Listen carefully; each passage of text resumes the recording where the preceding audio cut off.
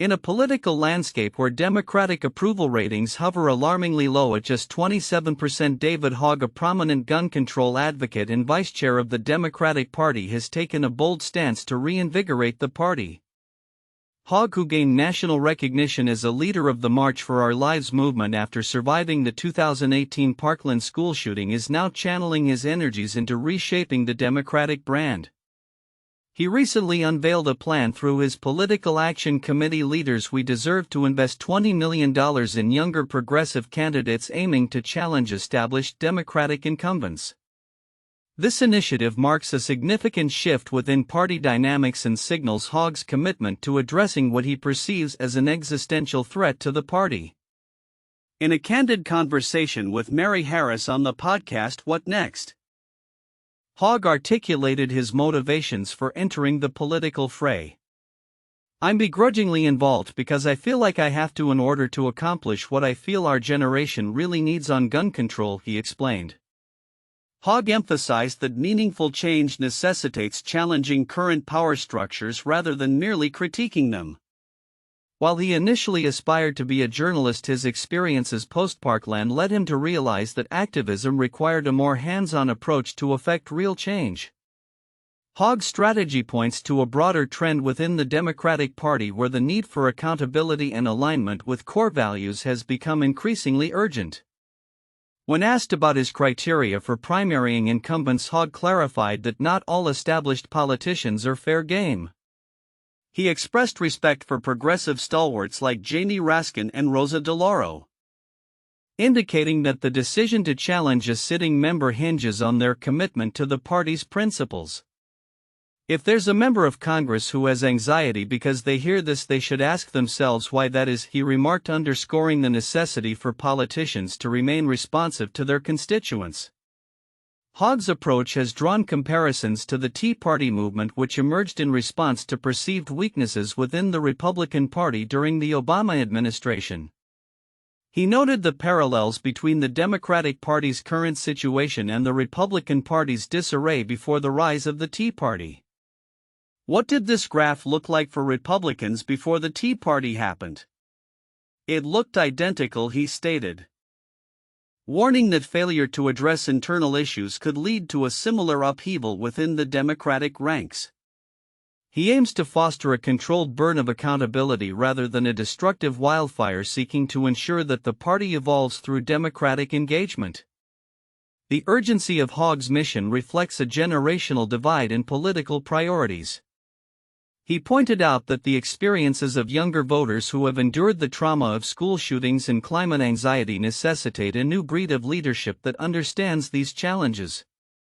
He drew a stark contrast between the historical context of previous generations, such as those who lived through the Cold War, and the contemporary landscape where gun violence has become a grim reality for today's youth.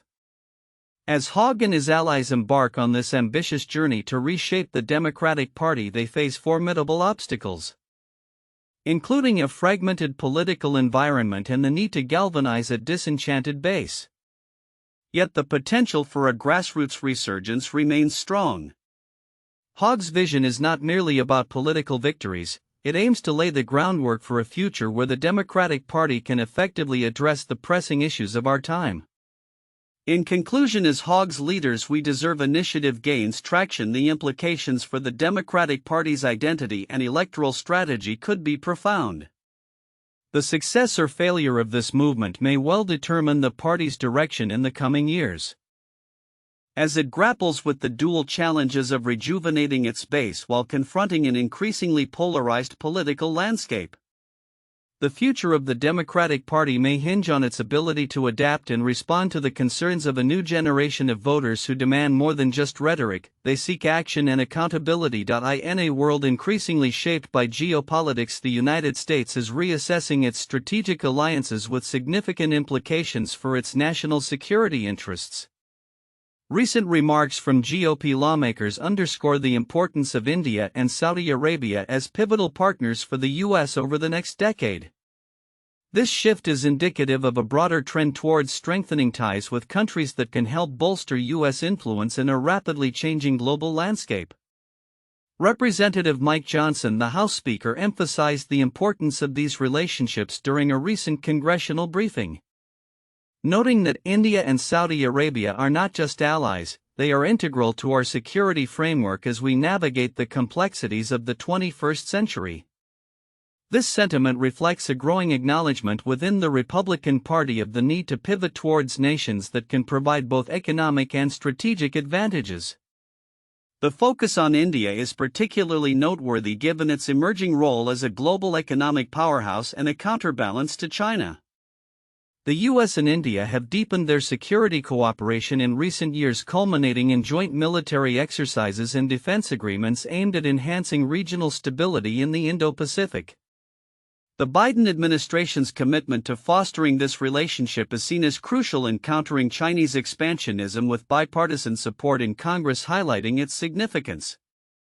On the other hand, Saudi Arabia's strategic importance cannot be understated, especially in the context of energy security and counterterrorism efforts.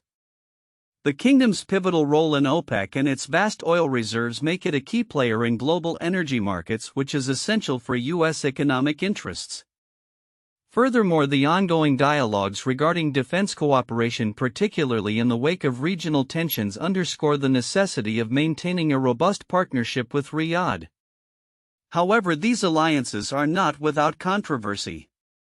Critics often point to human rights concerns and the need for a more nuanced approach to foreign policy that prioritizes democratic values alongside strategic interests. The balancing act for U.S. lawmakers will be to navigate these complexities while ensuring that national security remains the priority. As these geopolitical dynamics unfold, the ramifications for U.S. foreign policy will be significant. The emphasis on India and Saudi Arabia reflects a strategic recalibration that could redefine America's role on the global stage. Moving forward, it will be essential for lawmakers to engage in a robust dialogue about the implications of these partnerships, ensuring they align with both national security objectives and the values that underpin American democracy. In conclusion, as the U.S. grapples with evolving international challenges, the relationships with India and Saudi Arabia will likely remain central to its security strategy. The coming years will test the resilience of these partnerships and their capacity to adapt to new threats, with the potential to reshape the landscape of international relations. The decisions made today will resonate for decades, making it imperative for U.S. leaders to forge alliances that not only address immediate concerns but also lay the groundwork for a stable and secure future. In a striking development in U.S. politics, Senator Sheldon Whitehouse, Democrat, Rhode Island, has taken a firm stance against the nomination of Sean Donahue as the General Counsel of the Environmental Protection Agency (EPA). Expressing his discontent on the Senate floor, Whitehouse characterized Donahue as potentially the most unfit nominee ever for any federal agency's general counsel. This comment underscores the scrutiny and challenges surrounding the confirmation process in a politically charged environment. Whitehouse's remarks reflect a growing concern about the qualifications of nominees to key positions within federal agencies. He articulated that Donahue's lack of substantial legal experience disqualifies him from overseeing the EPA's legal strategies, which encompass critical environmental laws such as the Clean Air Act and the Superfund Act. Mr. Donahue has no experience qualifying him to do any of these things, Whitehouse asserted, emphasizing that Donahue has never litigated a case or even taken a deposition. The senator detailed Donahue's brief legal career, which includes just a year and a half at a small law firm before being let go. He pointed out that Donahue's legal background is lacking, noting that he failed the D.C. bar exam on his first attempt and has not been a member of the New York bar. In contrast, Whitehouse highlighted the credentials of previous EPA general counsels, who collectively brought decades of experience in environmental law and federal service to their roles. Whitehouse's opposition is not merely a critique of Donahue's qualifications but also raises broader questions about the implications of such nominations. The Constitution provides the Senate with advice and consent power. This power should carry real meaning. Advice and consent should not be empty words, he remarked, calling for a more rigorous evaluation of nominees. His statements suggest a belief that the nomination process has become increasingly politicized with an emphasis on loyalty over capability. Compounding the situation is the political backdrop, as Donahue has shown support for policies aligned with the Trump administration, which has attracted criticism from environmental advocates. White House insinuated that Donahue's nomination may be a strategic move to ensure compliance with the interests of fossil fuel companies, indicating a troubling trend where environmental oversight could be undermined. In a parallel political landscape, Lee Johnson, an engineer and businessman from Greenville, South Carolina, has announced his intention to challenge incumbent Senator Lindsey Graham for his Senate seat. Johnson's campaign is characterized by a commitment to public service, pledging to reject corporate PAC money and advocating for policies such as stock trading bans for Congress members. His message resonates with constituents who are seeking transparency and accountability in government. As these political narratives unfold, the outcomes of Donahue's confirmation and Johnson's campaign will likely influence the broader discourse on governance, environmental policy, and electoral integrity. Johnson's assertion that America can build a better future through innovative leadership contrasts sharply with the criticisms surrounding Donahue's qualifications, highlighting a pivotal moment for voters as they weigh the effectiveness and integrity of their representatives. Looking ahead, the Senate's decision on Donahue's nomination will serve as a litmus test for the current administration's commitment to environmental law enforcement and the caliber of individuals it chooses to place in critical governmental roles. Meanwhile, Johnson's campaign could signify a shift in the political landscape of South Carolina, reflecting a broader desire for change among constituents. As the political climate continues to evolve, the implications of these developments will reverberate through the halls of power and into the lives of everyday Americans. In a significant move aimed at addressing the growing threat of wildfires in the United States, a bipartisan bill introduced by Representative Salud Carbajal has successfully passed in the House of Representatives. This legislation, which seeks to bolster wildfire prevention measures, reflects a growing recognition among lawmakers of the urgent need to tackle the increasing frequency and intensity of wildfires exacerbated by climate change. The bill, which has garnered support from both sides of the aisle, aims to enhance federal resources for wildfire management, including funding for fire prevention programs, forest restoration initiatives, and community resilience efforts. Wildfires don't care about political affiliation, Carbajal stated, emphasizing the importance of a unified approach to combating this escalating crisis. He further noted, "This legislation is a critical step in ensuring that our communities are better prepared and more resilient in the face of future wildfires." Data underscores the urgency of such measures. According to the National Interagency Fire Center, the United States has experienced a dramatic rise in wildfire incidents over the past few decades, with over 58,000 wildfires reported in 2020 alone, burning more than 10 million acres.